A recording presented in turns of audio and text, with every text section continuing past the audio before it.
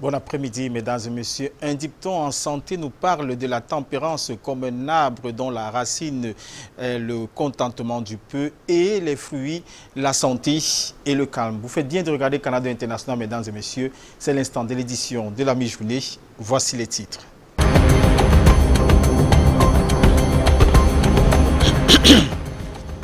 Des structures sanitaires fermées pour les unes et en sursis pour les autres. Le ministre de la Santé, le docteur Manaouda Malachi, séjourne depuis hier dans la capitale économique Douala. Au-delà du nettoyage de la carte sanitaire, le ministre de la Santé a procédé à la réception du matériel pour la santé reproductive issu du projet d'appui à la santé maternelle, néonatale et infantile. Commémoration de la mort de Douala Mangabel, 105 ans après sa pendaison, le peuple camerounais se souvient de ce héros national. Nous aurons dans ce journal, en direct du plateau Diox, Alex Lembe pour plus de détails. Et puis en sport, 7e édition du Tour cycliste international de la République démocratique du Congo. Le Camerounais Kanzok Abesolo porte désormais le maillot jaune après la 4e étape longue de 180 km.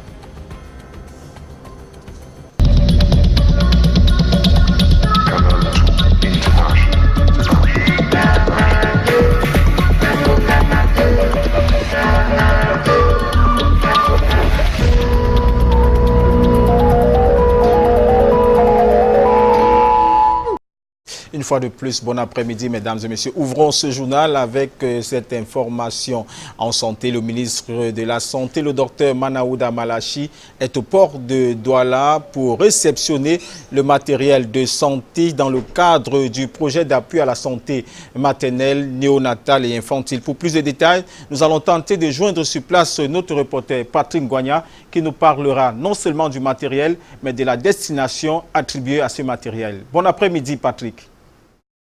Bon après-midi Robert Chaleteur, mesdames, messieurs, bon après-midi et bienvenue ici au port autonome de Douala où le ministre de la Santé publique, le docteur Manaouda Malachi, reçoit en ce moment même le matériel de santé qui va servir à 110 centres de santé intégrés dans la région du Nord, de l'extrême Nord et de l'Adamawa. C'est en tout 720 lits, 720 berceaux et également vous avez en image des échantillons de tables d'examen gynécologique et du tensiomètre. C'est donc des hôpitaux la région du Septentrion qui va donc entrer en possession de ce matériel-là. Ceci entre dans le cadre du projet d'appui à la santé maternelle, néonatale et infantile.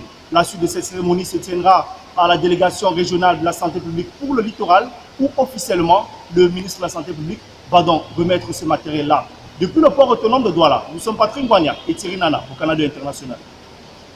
Merci Patrick Ngwanya. Restons en santé. Le ministre de la Santé publique, le docteur Manaouda Malachi, a opéré hier dans la capitale économique une descente inopinée dans les formations sanitaires objectifs et l'assainissement de la carte sanitaire face à la prolifération des hôpitaux et des centres de santé. Après son passage, certaines structures de santé ont été fermées et d'autres mises en sursis. Je vous propose un extrait du docteur Manaouda Malachi en concertation avec certains responsables des centres hospitaliers. Qu'on soit majeur, qu'on soit mineur, pour moi, ça n'existe pas cette classification de majeur, de mineur. Si on a une formation sectorielle, on doit avoir cet papier. Et vraiment, je souhaiterais que rapidement, vous informiez, je ne sais pas qui est le chef, le promoteur, mais il faut le dire. Il faut le dire que deux fois je parais pas très bien sur ce point-là parce que je ne tiens pas compte d'un certain nombre de choses. S'il y a une règle de droit à appliquer, je vais l'appliquer. Indépendamment de la personne qui est devant moi, indépendamment de la structure, indépendamment de majeur, de big, ceci, de big machin, je vais appliquer la règle. Donc rapidement, il faut qu'elle se mette en règle avec la réglementation. Parlons maintenant de toute autre chose. À Kiossi, la Guinée suspend les travaux du mur après la récente descente à Kiossi de l'armée camerounaise. Les travaux de construction du mur sont suspendus depuis 2 jours, comme nous le fait comprendre Ambroise Foguet. Effet immédiat de la récente descente du chef d'état-major des forces armées camerounaises dans la ville frontalière de Kiossi, Les sources sécuritaires autorisées que nous avons contactées racontent que les travaux de levée topographique et de plan des jalons ont cessé dès le lendemain du constat d'empiètement du sol camerounais. À partir de la barrière là-bas, oui, ils sont montés, ils ont mis des jalons comme ça avec des bandes. Pourquoi vous avez... Non, c'est nous, c'était un repère. Ils sont carrément dans le territoire camerounais, dans la limite dite naturelle. Le mur, un linéaire de 70 km entre la Guinée équatoriale et le Cameroun, serait initié aux fins de contenir les flux migratoires entre Kiossi, ville camerounaise, et Ebebiyine en Guinée équatoriale. De sources non autorisées, Malabo ambitionne de créer un hub frontalier ailleurs, loin de Kiossi, qu'elle estime surpeuplé. Mesdames et messieurs, poursuivons l'information vraie de la mi-journée avec le mouvement pour la renaissance du Cameroun, le MRC, et son président Maurice Kamto. Pour plus de détails sur son action, nous allons nous rendre à Yaoundé où nous attend Karel Mezatia. Bon après-midi, Karel Mezatia. À Robert Charlie-Tog, Madame, Messieurs, bon après-midi. Marche blanche du mouvement pour la renaissance du Cameroun. L'audience d'appel de l'ordonnance du juge d'instruction du tribunal militaire n'a duré que quelques minutes. Il y a de cela un instant à la cour d'appel du centre de Yaoundé. Les détenus n'ont pas pu arriver à l'audience à cause des moyens logistiques. Pour en savoir un petit peu plus, nous nous rendons tout de suite à la cour d'appel du centre où nous attendent notre équipe, ou alors nos reporter Brand Kamga et Samuel Bounis. Bonjour Brand, quelle est la situation en ce moment? Bonjour Karel, Maurice Kamto et ses co-accusés persistent et signent. Le tribunal militaire de Yaoundé est incompétent pour les juger dans les affaires des marches du 26 janvier, du 1er juin et du 8 juin dernier. Et il y avait donc audience d'interjection en appel de l'ordonnance du juge ce matin à la cour d'appel du centre.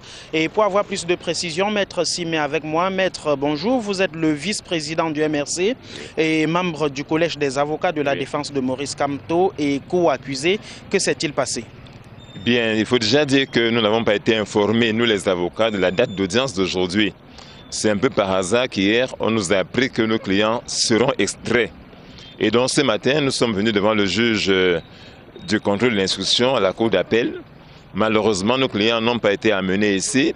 Pour nous, a-t-on dit des raisons d'escorte. L'escorte ne serait pas composée par les gendarmes comme c'est souvent le cas. Et donc, du coup, on a dû renvoyer l'affaire au 22 août 2019 pour qu'on puisse extraire nos clients et pour qu'on puisse débattre de ce dossier au fond. Voilà donc pour ce qui en est. Merci Maître Emmanuel Sim. Audience renvoyée au 22 août prochain à la cour d'appel du centre. Ils le disent, comme je vous l'ai dit en début de ce direct, le tribunal militaire n'est pas compétent pour juger les civils et ils tiennent donc à cela, tandis que le juge d'instruction, quant à lui, estime que le tribunal militaire est bel et bien compétent pour juger Maurice Kamto et compagnie. Affaire donc à suivre. Depuis la cour d'appel du centre, Brand Kamga, Samuel Bounis. Merci Brand pour toutes ces précisions. Vous l'avez dit, nous aurons d'amples informations à ce sujet ce soir au grand format du 19h50. On parle d'autre chose. À présent, Jean-Louis Bemenga a passé sa première nuit à la prison. L'ancien directeur de l'agence de régulation des télécommunications a été écroué après 2 jours de garde à vue dans les cellules de corps spécialisées des officiers du tribunal criminel spécial. Jean-Louis Bemengue est inculpé de détournement de deniers publics. Retour sur la trajectoire du haut fonctionnaire des administrations des postes et télécommunications et cadre du Rassemblement démocratique du peuple camerounais dans le sud avec Rodrigue Tongué. Le rapace vient de déposer un nouveau client à la prison de Kondengui. Jean-Louis Bemengue, le fils de l'arrondissement de Djoum, inamovible gérant de l'agence de régulation de télécommunications, jusqu'à la déchéance du 8 juin 2017, est passé par des quarts de moment de quasi-torture morale pour atterrir hier soir à la case prison centrale de Kondengui. En effet, dès sa déchéance de la tête de l'ART et son remplacement par un cousin du département, la cohue l'avait annoncé soit en fuite, soit aux arrêts, et même stoppé net par la police des frontières. Mais l'un des tout premiers ingénieurs des postes du Cameroun avait nié toutes ces allégations.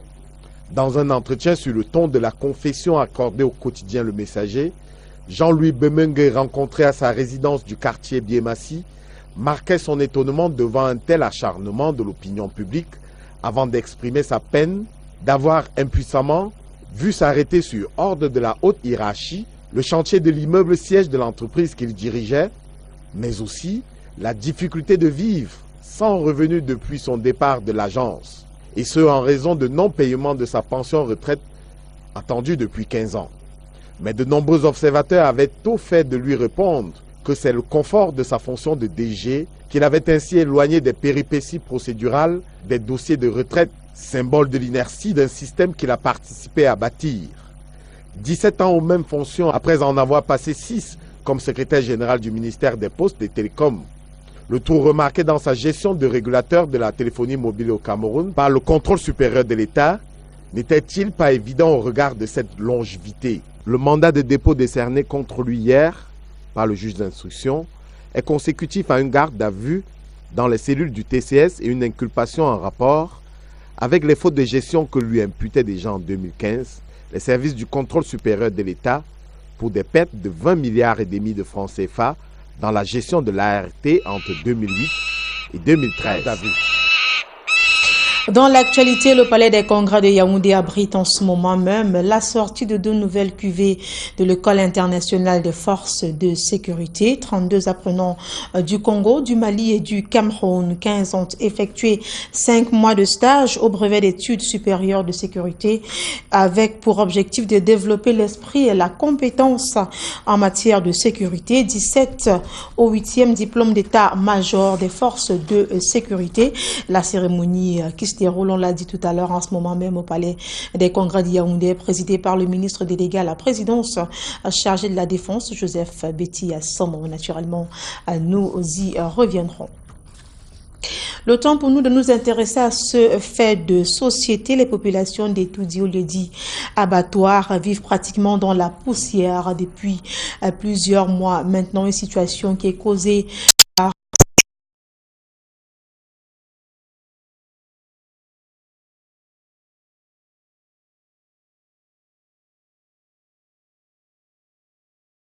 l'annonce du fait que la a été reportée et donc très mal les populations donc pour de Lionel Capfeu. Etoudi, lieu dit abattoir à Yaoundé, la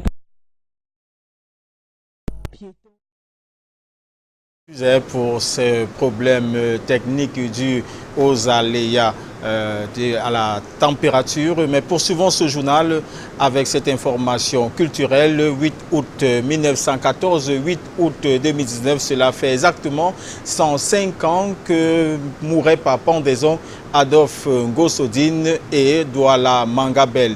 En ce jour commémoratif, le peuple camerounais a décidé à sa manière de se souvenir du sacrifice de ses premiers héros nationaux. Nous tenterons de joindre en direct sur le plateau d'Os nos reporters Alex Dembe et Lutin Djemo. Ce n'est pas encore possible, mais cela sera possible dans quelques instants. Je disais donc que cela fait 105 ans que Adolphe Ngosodine et Douala Mangabel mouraient par pendaison. Aujourd'hui, le Cameroun, le peuple camerounais tout entier décide de rendre un hommage particulier à ces premiers héros de la nation. Il ne sera pas possible de rejoindre nos reporters Alex Lembe et Martin Lutin Djomo. Nous y reviendrons dans nos prochaines éditions. Poursuivons avec l'actualité en sport, le gros du sport qui nous est offert par l'Est Lembe. Et commençons par le football féminin. La relève vient de l'Est Cameroun. Le championnat des vacances organisé en Goya a fait déplacer Céline Ekouf, la présidente de la commission du football féminin qui accompagnait Alain Djeffan, l'entraîneur de l'équipe nationale féminine et 2 autres joueurs. C'était l'occasion pour ces hôtes de détecter certains talents au cours de ce championnat. Plus de précisions avec Alex Dembe. Nous sommes dans le village Ngoela, à 250 km du chef-lieu du département du Oignon. En cette période estivale, les autorités ont choisi d'occuper les jeunes filles par l'organisation des festifs photo féminins. En ce jour de clôture, la commune d'Ongoela a déplacé des sommités du football féminin en vue de la détection des talents. La finale de football qui a été présidée par le préfet du département du Oignon, Godliver Mboke Ntoua, qui a accordé une attention particulière au développement du football féminin. Et la satisfaction totale de voir cet engouement pour le football féminin ici en Angola. Et je voudrais donc encourager cette jeunesse en Angola de continuer sur cette lancée. Présent à cette finale de football, l'entraîneur sélectionneur des Lions indomptables Dame Alain Djumfa. Deux professionnels à ses côtés, notamment Geneviève Ngombelek et Annette Ngondom. À leur côté également, la présidente de la commission du football féminin de la Fédération camerounaise de football, Céline Eko. Après avoir assisté au beau spectacle livré par les filles d'Ongoela, elle s'est montrée impressionnée. Ce qui m'a le plus impressionné, c'est de voir les petites jeunes filles Maka se livrer à un très très beau spectacle. Et ça, c'était pour la première fois, c'était du jamais vu. Prenez part à cette finale, New Star de Lamsone, village Baka et l'équipe du marché du village Ngoela. La formation du marché va remporter la partie lors de la séance fatidique des tirs au but. Pour le comité d'organisation, il y a tout lieu de recommencer cette expérience pour l'éclosion des talents. J'ai lancé une graine, la graine de planter ici en Ngoela le football féminin. Je ne vais pas m'arrêter en si bon chemin. Rendez-vous a donc été pris pour l'année prochaine. Mais déjà, des fruits promoteurs sont en vue avec la sélection de quelques jeunes filles qui pourraient intégrer l'équipe nationale camerounaise de football au féminin. Toujours en sport, mais cette fois-ci, parlons du cyclisme et du 7e tour international de la République du Congo. Le Camerounais remporte la 4e étape en s'arrogeant le maillot jaune après une distance de 180 km. Alex Dembe pour plus de détails. Après la violente chute intervenue lors de la 2e étape entre Lumumbashi et Kolwezi et causé des égratignures ainsi que des légères blessures aux amoureux de la Petite Reine lors de cette 7e édition du Tour cycliste international de la République démocratique du Congo, les Lions indomptables du vélo ont plutôt gardé le moral. Ce qui leur a valu lors de la 3e étape la réduction du chrono de Kamzon Abosolo sur le Rwandais de 6 secondes. La 4e étape, quant à elle, fera sourire plutôt les Camerounais avec la victoire de l'étape de Actus Stella et ce surpassement de El Pistolero qui a pu s'arroger le précieux maillot jaune. La 5e étape qui se court ce jour, longue de 108 km, est partie de Pachongo pour Itengue. Après celle-ci, 3 étapes resteront à défier et à braver, tout en espérant que le maillot jaune restera sur le torse du Camerounais. Avant de fermer ce journal, tentons de joindre une fois de plus nos reporters Alex Dembe et Martin Diomo depuis le plateau Jos à Douala qui reviendront sur cette décision des Camerounais à commémorer ces héros nationaux Agof Gosodine et Douala Mangabel qui sont morts il y a 105 ans par pendaison. Bon après-midi Alex Dembe.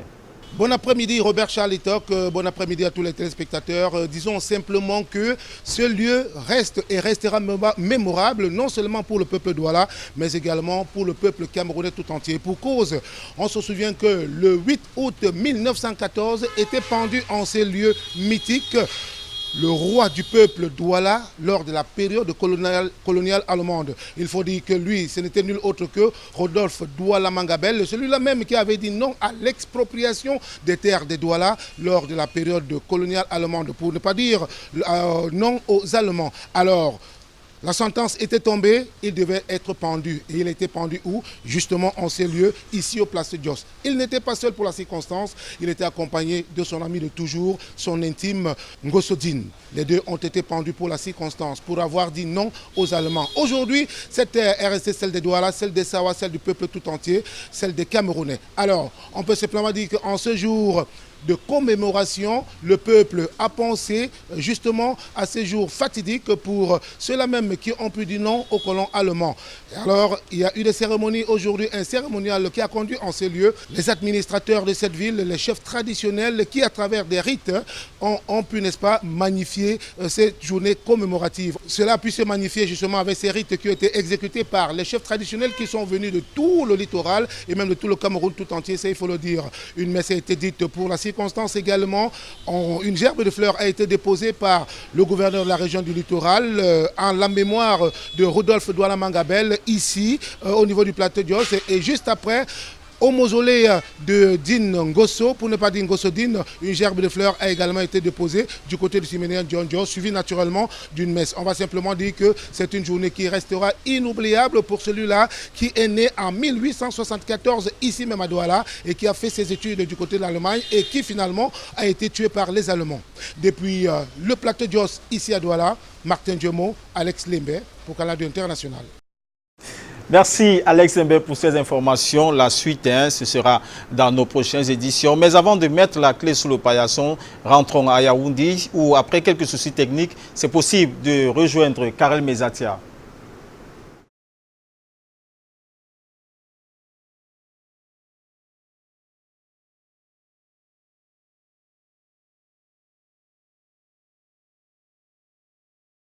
Une fois de plus, Robert Charlitok, Madame, Messieurs, bon après-midi. Dans la suite du 13h, dans la cité capitale, on s'intéresse à ce registre de faits de société. Les populations d'Etoudi, lieu d'abattoir, vivent pratiquement dans la poussière depuis plusieurs mois maintenant. Poussière qu'elles inhalent lorsqu'elles vaquent à leurs occupations.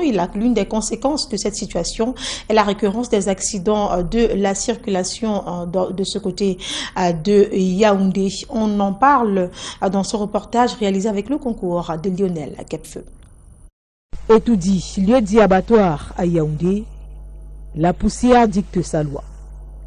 Piétons et usagers de la route, surtout les conducteurs de mototaxi, disent en avoir marre non seulement d'être couverts des pieds à la tête de cette matière réduite en particules très fines, mais aussi et surtout de l'inhaler au quotidien, s'exposant ainsi à des maladies lorsqu'ils vaquent à leurs occupations.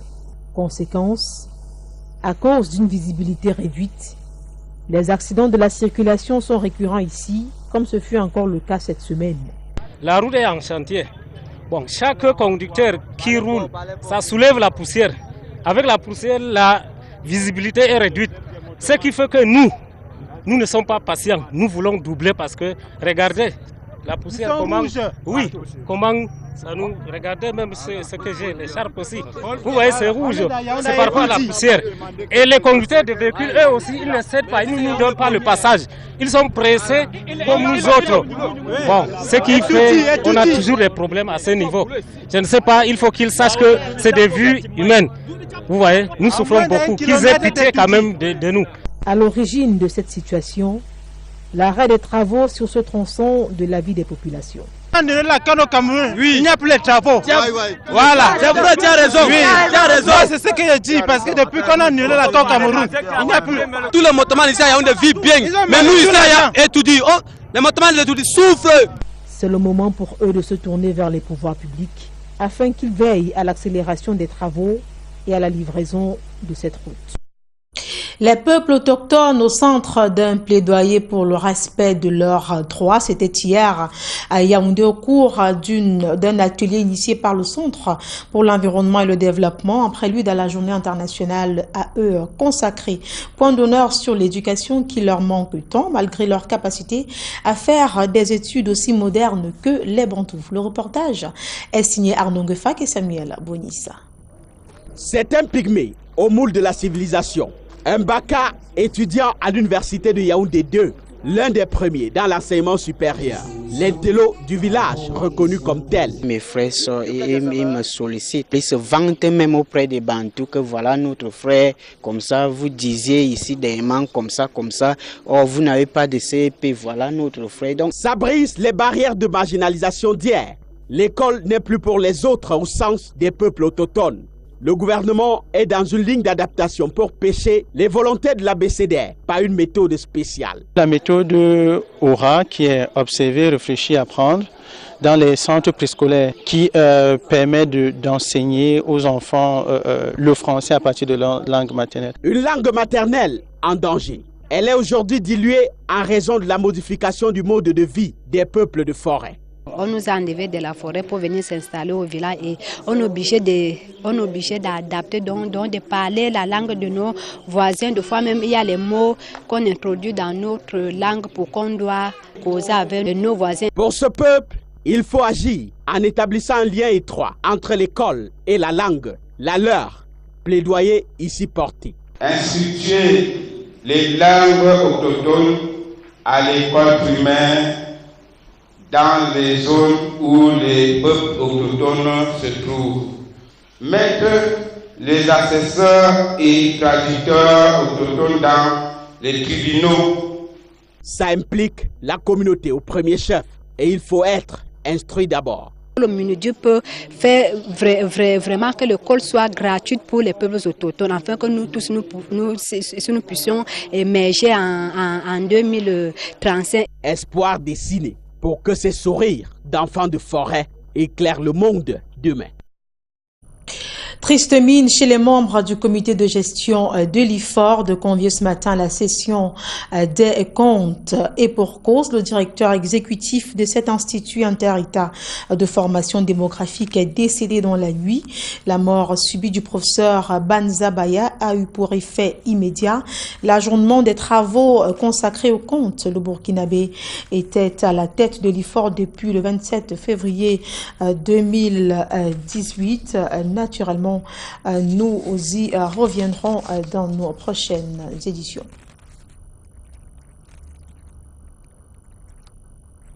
Le temps pour nous de nous intéresser à cette information beaucoup plus gaie. Il est là. El Padre, l'artiste congolais Ferregola, il a été accueilli tout à l'heure à l'aéroport international de Yaoundé-Simalène et parmi toute la forte délégation qui s'est déployée pour l'accueillir, nos reporters Akchabase Ketna et Luc Mvondo que nous allons de suite retrouver du côté de l'aéroport international de Yaoundé-Simalène. Raksha, bon après-midi.